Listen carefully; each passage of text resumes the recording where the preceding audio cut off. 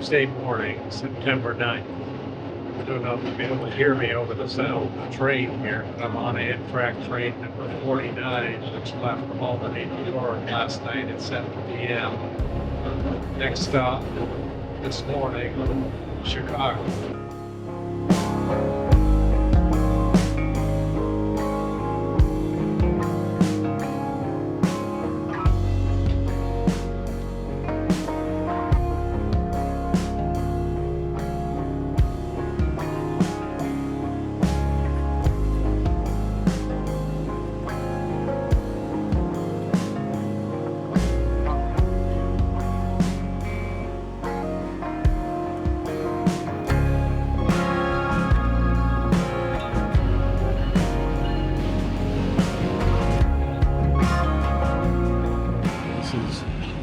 Day 3 of the train trip across country. We're stopped for about an hour in Minot, North Dakota after a beautiful, beautiful sunrise over endless fields of already harvested wheat.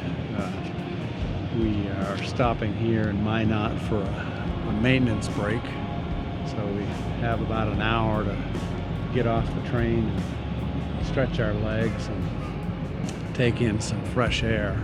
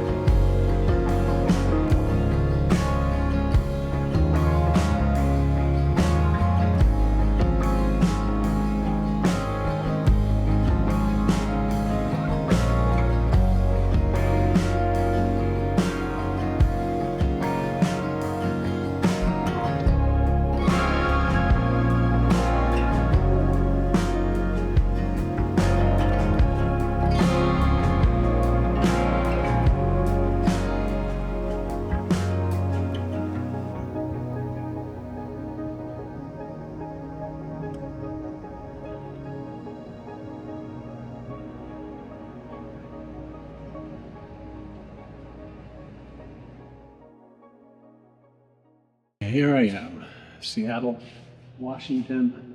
Just got my bike off of the train in its bike box. Here we go, loaded up. We're about to roll away from the Seattle train station. Got my ferry ticket, about to board. This is going to give me plenty of time to get to camp nice and leisurely and then get everything settled in and bike tied up. Downtown Seattle.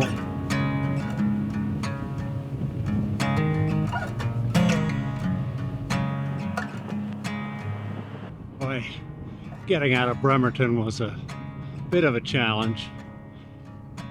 Heavy traffic on 3A, but I'm very fortunate for this. I think it's called Hidden Valley Road that eventually got me off 3A, although I had to ride for 3 or 4, 5, 6 miles on that. This road almost reminds me of a Vermont road. I have to pinch myself to say, no, I'm not riding in Vermont. Well, here I am, night 1. What today proved, I think, is that although this is something that I've done an awful lot before, it always takes a little bit to get back into the groove. But here I am in camp in Belfair, or just west of Belfair, and although it's only 4:30 in the afternoon, I'm still probably functioning on Eastern time, and I'm ready for dinner. So it was old habits of the Foster's oil can, and now I'm making a dinner of beans and rice and cheese and tortillas.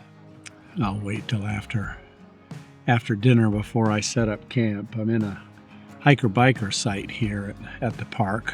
The only thing is I couldn't find any information as to, well, it took me a while to find the sites. I had to do 2 loops around the park, and it's a self-registration, cash only, I guess, assuming that you come with correct change, which I didn't. I had assumed that I'd be doing the plastic for the trip, and hopefully that's the case once I get down to the Oregon and California state parks. It's only about 20 to 6 Pacific Coast time, and I'm ready for bed. I'm sitting here toying with ideas for tomorrow. Tomorrow the plan had been to ride over to Twana. I think you say, I have no idea how you say it.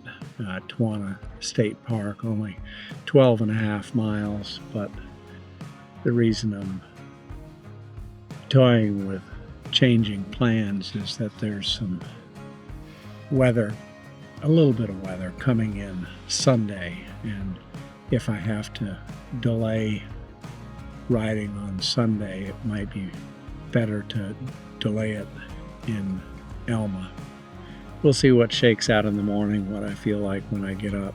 For now, it's going to be turning in early, probably a little journal writing, and getting some extra sleep that I sorely need after a few days on the train. So until tomorrow. Pacific Coast, day 2. It's a little before 6 in the morning. Going to have to adjust to what time daylight comes and goes on this side of the country, but I'm going to be getting an early start today. I'm going to make it a 57-mile ride over to Elma, where, according to what I've read, there's a very nice Elma RV park and campground that's very friendly to cyclists. They have hiker-biker sites, and I've even heard tales that they on occasion bring out fresh-baked cookies. This morning's ride started out with intentions of going to a restaurant that I had researched online called the Hideout, about 5 miles from camp. It was supposed to open at 7 o'clock. I was there at 7:05, ready to eat, and found that I was going to need to head on down the road and look for something else. So here I am on 106, looking for the turnoff to take me down to Shelton, which should have plenty of eating opportunities. So given the early start, it'll be good to have 25 or so miles underway before stopping to eat. Right now I'm riding along the Hood Canal. Still morning, should be beautiful weather, highs in the low 70s. Fortunately, the traffic is mostly going one way, headed towards the metropolitan area, so I haven't had to contend with much coming up from behind. Here's my junction, East Trails Road. It's kind of a bizarre mix out here on Happy Trail Road of gated communities and clear cuts. Turns out I got a little off course. Was supposed to go north of Mason Lake, and I was wondering why my app kept making noises to say that I was off course, but I'm back on now.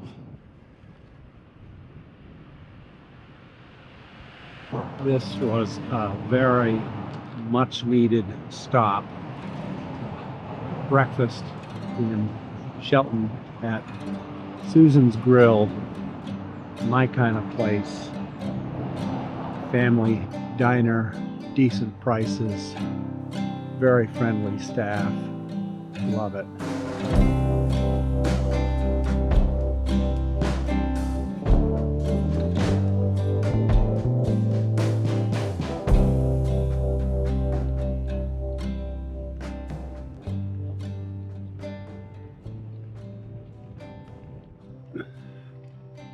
End of day 2.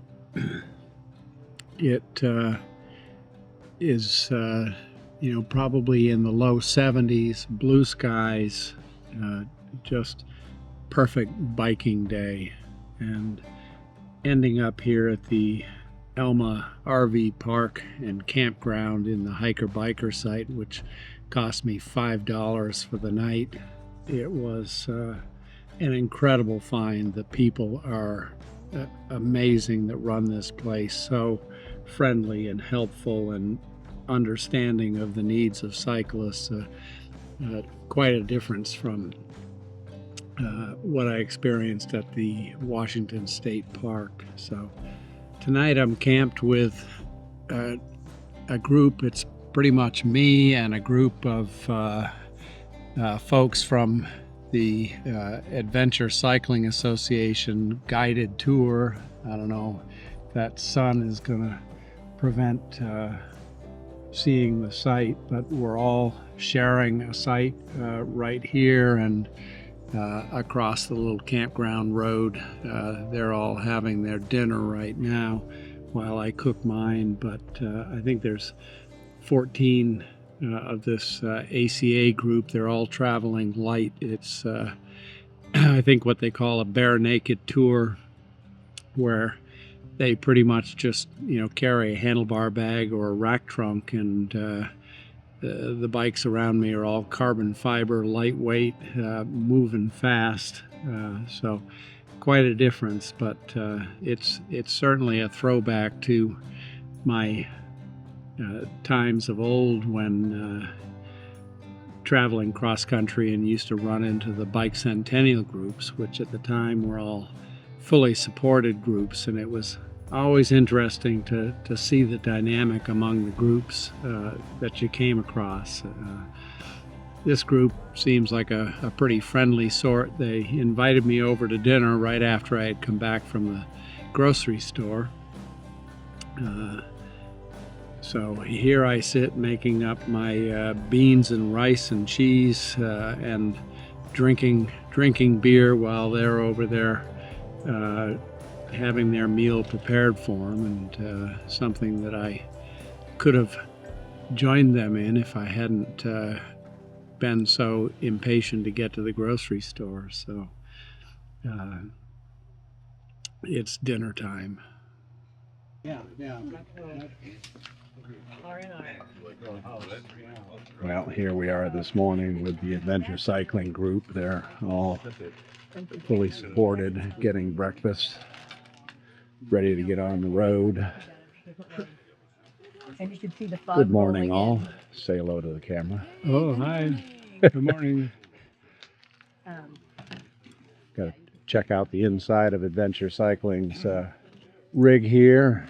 Take a little bit. Oh no, it's you I was coming after. Hey, you're both. Good morning. Good morning. Ooh, look at this. Look at this spread. Yeah, the niceties of fully supported. Yeah. Who bought the chocolate milk? Ah, I want to give him a hug. Who bought this? Doug. what's for breakfast over here? To Vermont. Yes, yes. Rolling out of Elma, 7:30, September 13th. Heavy fog. Not much traffic here on Main Street in Elma. Next stop will be Montesano. I've got a 42-mile day ahead, and looking like overnight we might get a third of an inch of rain or so. So that's supposed to go away by the time I start riding tomorrow morning. Looking forward to getting over to the coast. My experience on bike tours in the past, and it's also the case on this tour, is that it usually takes a few days to settle into a groove.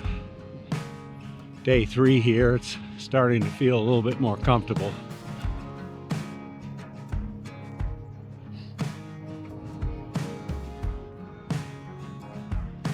Probably hasn't been breakfast served there in a while.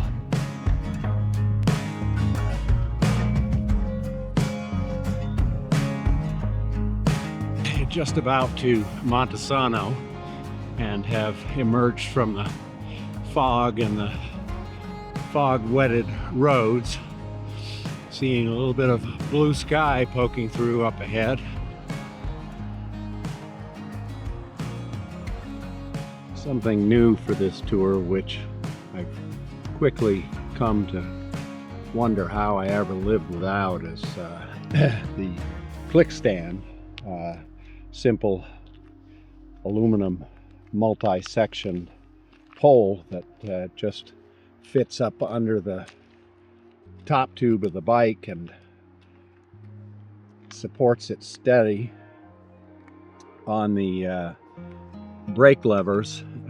These couple of bungees just stay riding on your handlebar, and when you deploy the click stand, you put that bungee out, stretch it out, and pull the brake so it puts the brakes on. I've also got a bungee that I use to hold the front wheel from turning, and it makes for quite a rigid stand. I'm using it in camp at night, and it allows me to have my bike nice and rigid and upright and access to all 4 sides, as opposed to the way I used to do it with laying my bike down, and if I needed something from the other side I had to flip it over. So that's been quite the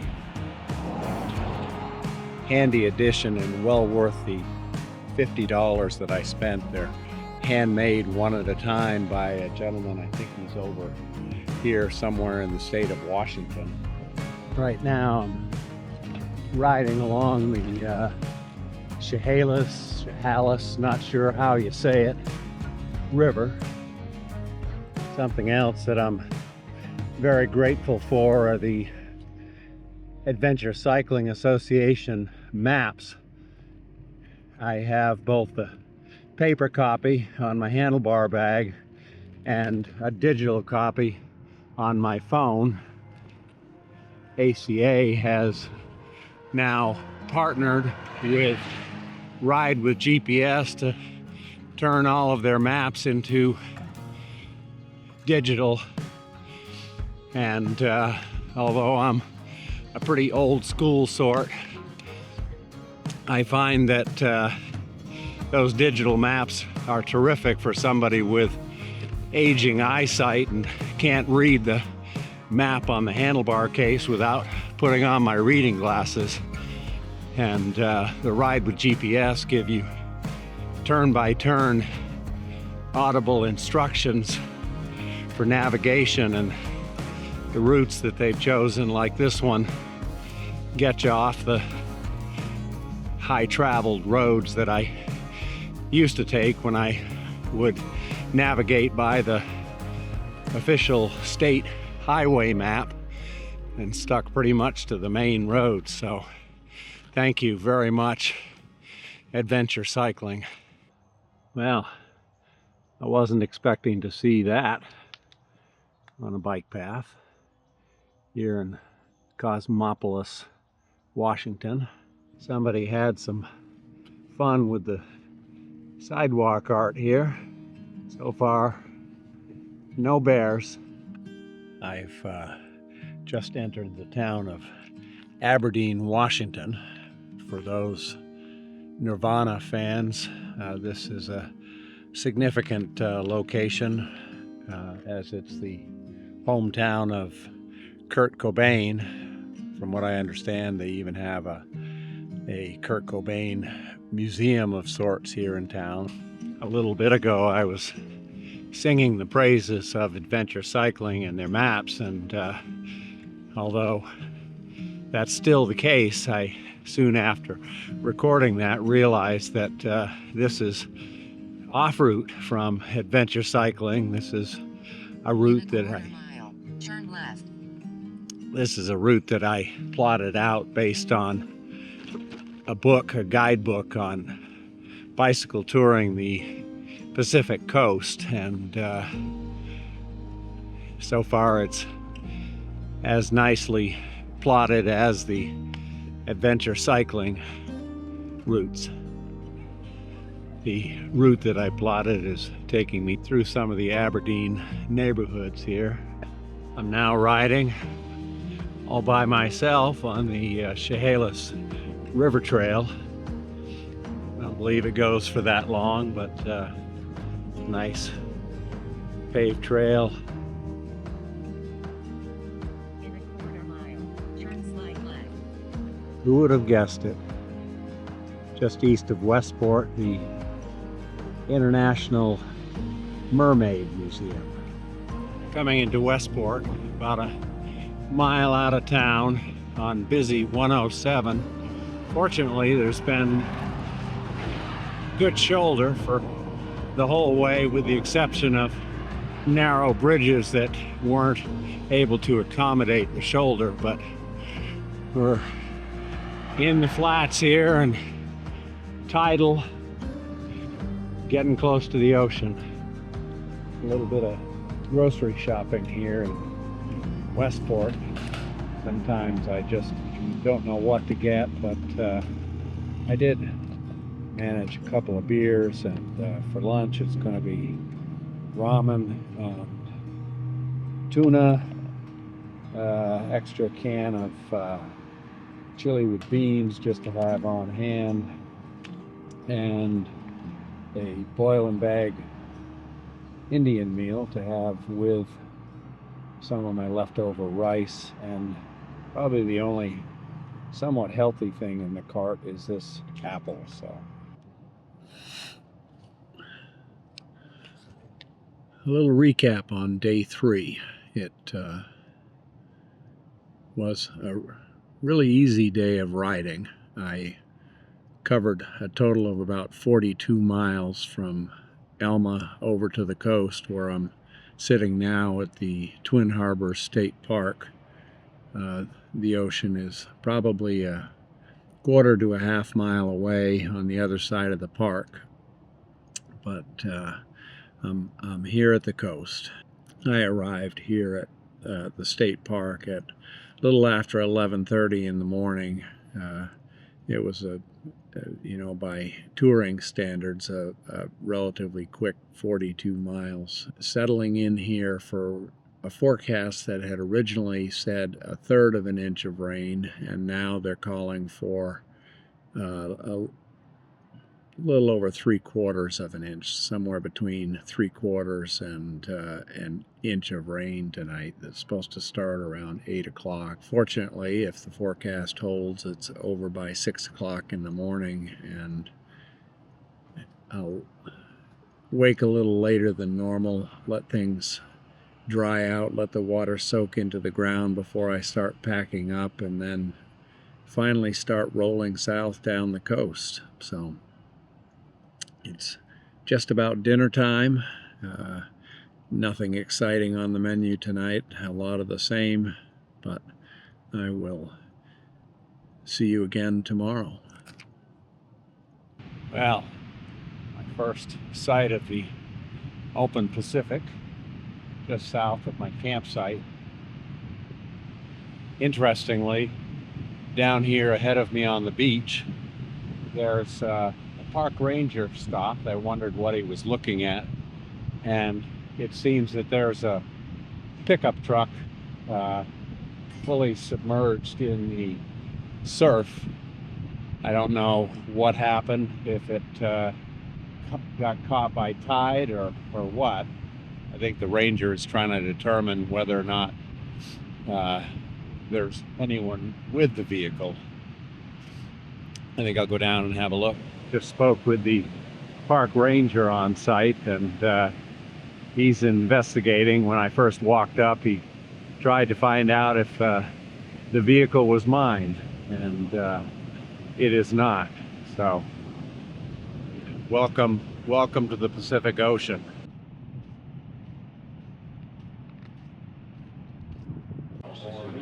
Now, this is my kind of place for breakfast. It's called the Local Bar and Grill, just south of Grayling on the Washington coast. Here you go, darling. Thank you so You're much. welcome. You want some more coffee? I would love more coffee.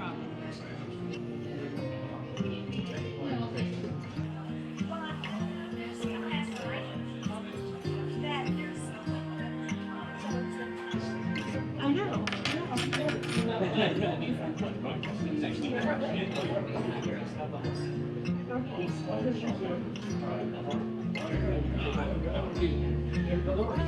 My son's favorite.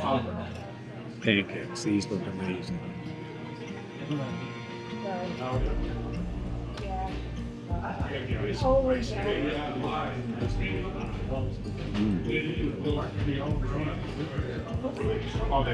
That'll get me down. First there was the local bar, now the local store. Place is pretty much all about local. Doesn't get much of the tourist traffic as Highway 101 cuts inland from Raymond, which will be the next town along my way. And most of the tourist traffic bypasses this area.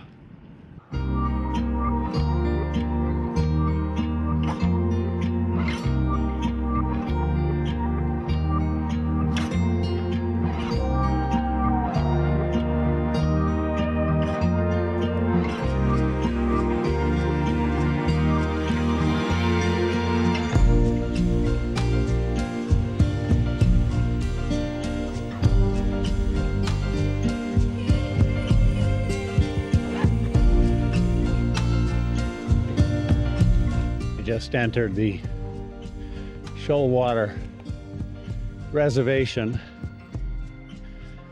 Fireworks for sale, probably a casino ahead. Just a delightful stretch of highway here. Nice shoulder, virtually no traffic. Loving the ride. And there it is, as predicted, Shoalwater Bay Casino. Saltwater marshes along the bay.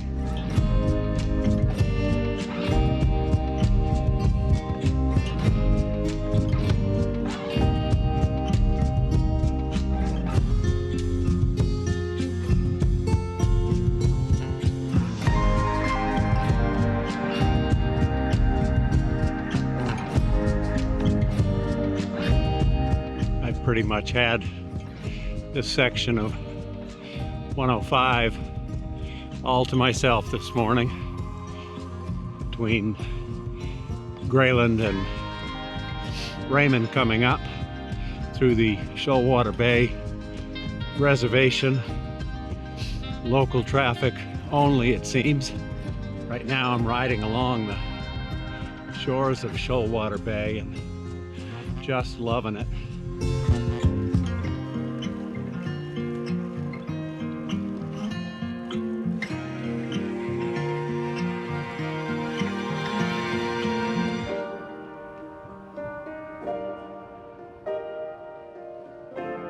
A couple of miles ago, I got off the quiet 105 onto 101, but pretty soon found this bike path running from Raymond to South Bend. Now I'm on the other side of the river on Route 101. Beautiful 6-foot wide, nice shoulder here. Don't know how long it'll last, but I'll take it. Only got 3 miles to camp at Bruceport County Park. Day 4 was another glorious day to be on a bicycle.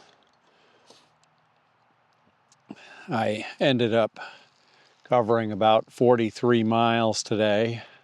It was just glorious sunshine and tailwinds pushing me along, pretty strong winds out of the northwest, eventually coming to Raymond and the intersection of Route 101, which was a big question mark in terms of traffic.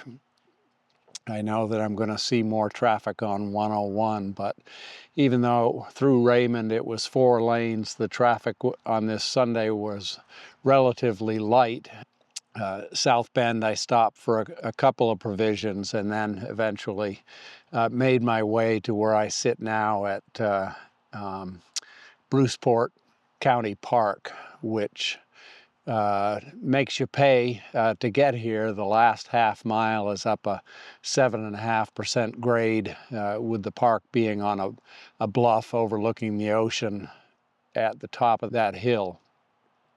The campground host greeted me at the entrance. Had a wonderful chat with her.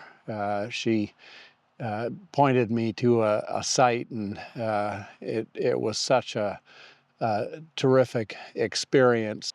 I am looking to a forecast overnight low of 49 degrees, which is a bit on the cool side here in this temperate oceanside setting, but everything's dry, should be in the upper 60s, mid 60s tomorrow, and terrific conditions to continue down Route 101 to tomorrow night's destination at Cape Disappointment, where I started this whole thing back in 1985 with my first transcontinental ride. For now, I'm not gonna think ahead. Gonna enjoy my dinner of.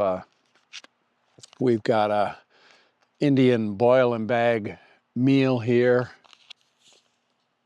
and instant rice and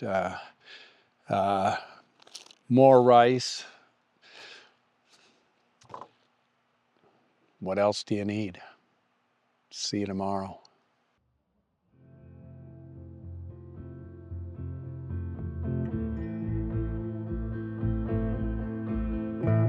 Good morning. I'm all packed up and ready to go here on Monday, September the 15th. Today's destination is Cape Disappointment, down near the towns along Long Beach Island at the very southern end of the Washington coastline and just north of the mouth of the Columbia River.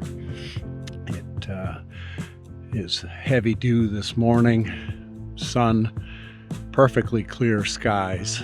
Should be a great day to ride down Highway 101.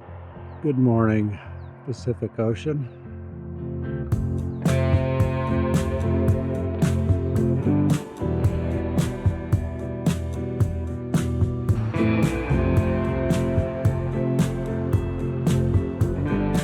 This is oyster country.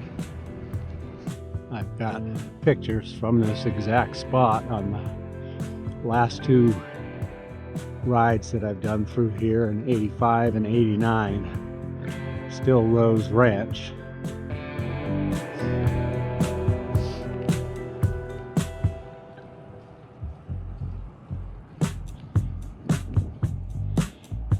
Mostly what I'll be looking for along this stretch of highway is wildlife.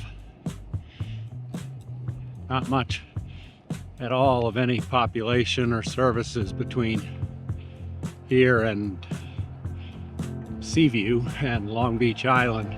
There is a little bit of traffic out here on 101. Nothing bad, and it's all very manageable thanks to this 6-foot wide shoulder. As the pavement cuts next to the white line, so fortunately the shoulder is pretty clean and I don't have to move back and forth between the shoulder and the main travel lane in order to avoid debris. All of the logging trucks are unloaded, headed south. So I'm hopeful that that means that the only loaded logging trucks that I'll encounter are those coming in the opposite direction and not in my lane. My guess is that they're headed for the mill in Raymond. And there's a load of logs there on the side. Looks like a tire blew out. Hopefully that's not something that happens when they're alongside of me. My nice wide shoulder suddenly disappeared. Let's just hope it reappears a little bit up the road. Trees are getting bigger and bigger here. Beautiful morning light pouring through.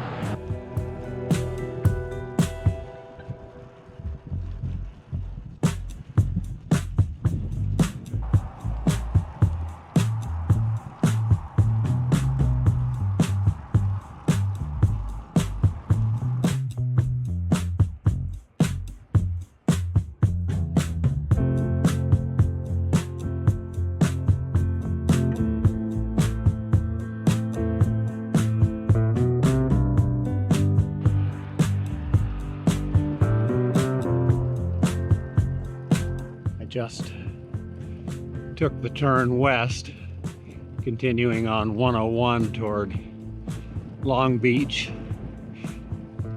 Seaview, Ilwaco, all on Long Beach Island. What a glorious morning. This is the Nassau, however you say it, Nassau River bridge that I just crossed. Across the river behind me is that familiar sound that I know from back home of the feller buncher as they continue to cut these magnificent coastal forests. The road gets a lot more winding and hilly through here, and the shoulders aren't like they were out on the straight stretches, but the traffic is relatively light and morning air is clear and cool. Just a great time to ride. I'm glad I chose this time of year after Labor Day when the summer vacation traffic thins out a little bit and the coastal weather is still very comfortable and dry.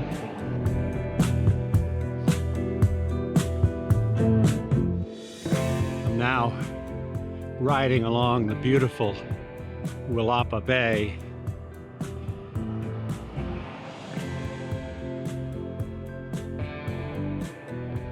Here in the Willapa National Wildlife Refuge.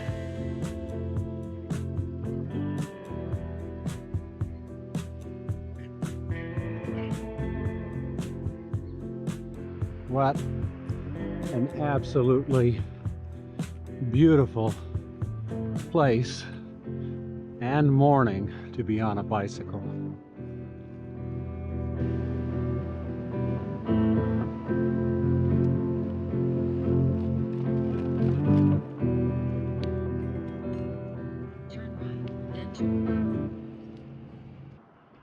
Here I am at the place where my first transcontinental ride began in 1985. Seaview, Washington, on Long Beach Peninsula. Stopped for a photo that I can put alongside the times that I stood in front of this sign in 1985 1985 and then again in 1989. So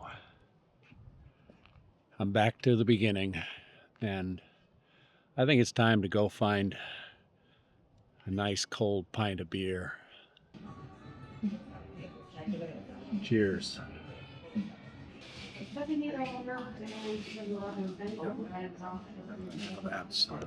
a pile of nachos. I think I'm going to have another beer to wash it all down. Well, everybody's got to have something. I'm riding along this paved trail called the Discovery Trail. Essentially a paved roller coaster through the dunes here along the ocean. It's called the Discovery Trail after Lewis and Clark. Not quite sure where it's going to take me. I'm getting closer to Cape Disappointment, which was my intention, to get down near where I had dipped my wheel in '85, but I think I'm almost there. This is it. This is the spot. Cape Disappointment. Today's ride probably couldn't have been better. It had all of the elements of just glorious bicycling. It was a perfect day to be on a bike. It was crisp and cool when I started out in the morning. Traffic was light. The roads were beautiful, 6-foot wide shoulders for most of the way, rolling along mostly by myself. I reached the town of Seaview at maybe noontime, a little before noontime, after a leisurely ride and stopping for lots of photos and video along the way. I've now got a visitor in camp, and it's a reminder that I need to get all packs off of my bike tonight. There's a raccoon that seems to have no qualms about coming up 15, 20 feet from me, eyeing what might be dinner. Let me see what I've got for mileage today. 47.2, so kind of sticking on my 40-ish, 50-ish daily mileage goals, making the ride pretty leisurely and getting me broken in along the way. I'm looking forward to a night's rest, and in the morning I'll take on the Megler Astoria Bridge, the bridge of infamy, the bridge of that puts the fear in bicyclists. And although I don't recall having any trouble with it back in '89 when I crossed it by bike, there's certainly been a lot written about it. So I'll be glad to have that. I think it's a 4.5 miles, mainly flat causeway style roadway on piers across the opening of the Columbia, and then there's the final mile where it rises up and over the river, giving enough height for shipping traffic to get through. And from what I understand, it's 6 or 7% grade for a half-mile climb with 0 shoulders, concrete curbs on the side, and you're just there fending for yourself with traffic at highway speeds, including trucks, log trucks, RVs, the whole mix. So I'm planning to go across mid-morning, hopefully, after the commuter hour and before the tourist traffic picks up.